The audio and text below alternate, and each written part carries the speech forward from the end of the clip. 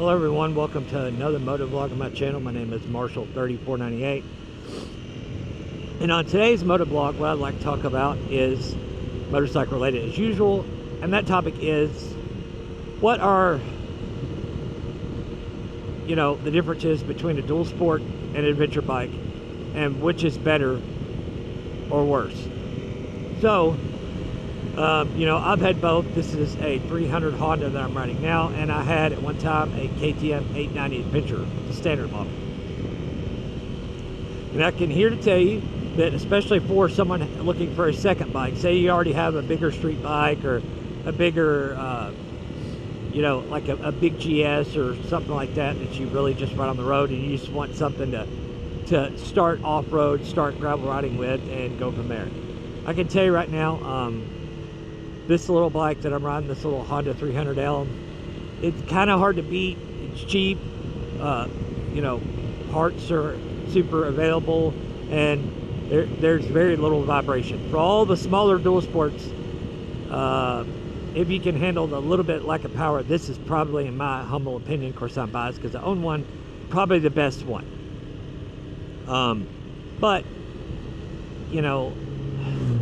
the whole adventure versus dual sport thing, it's like this. Okay, the dual sport is going to be better off the road, and much lighter, much easier to deal with, and all that. The adventure bike is going to be better. I just come to the road. I have no idea where I'm at. The dual sport is going to be better off the road,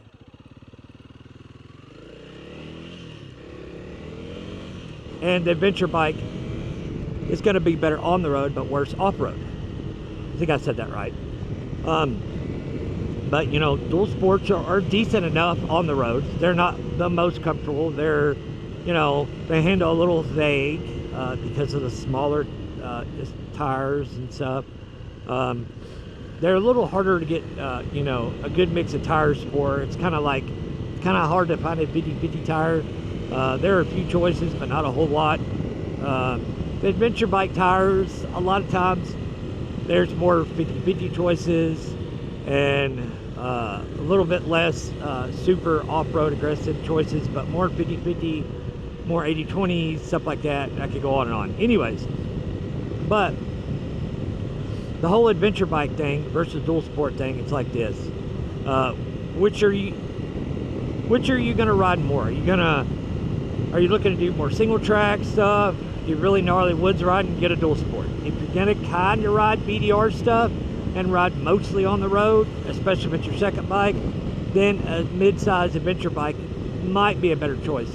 But you might want to start on a dual sport too, just to get used to off-road riding and be not intimidating. It's so much of a crapshoot. It kind of depends on a lot of things, like how tall are you, how big of a person you are. If you're a shorter person, then a big, tall adventure bike is going to feel much more intimidating than a much lighter weight dual sport. It's just, this is a topic that you could literally talk about on a podcast, listen to podcasts, and then have an hour-long discussion about it between 2 or 3 different people. Not even kidding. It's a very hard choice. It's a lot of gray area, like, which do I want more? And it just kind of depends on what you want to do. There's just a lot of different choices. There's lots of different options.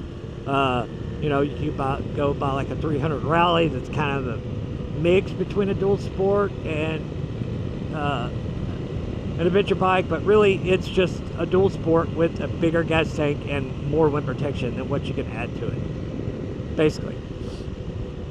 But there's so many different variables, so many different logic back there about the topic that I don't even know where to begin. I don't know where to start. Like I said, just buy what you want. You're probably going to make the wrong decision and then have to learn from it.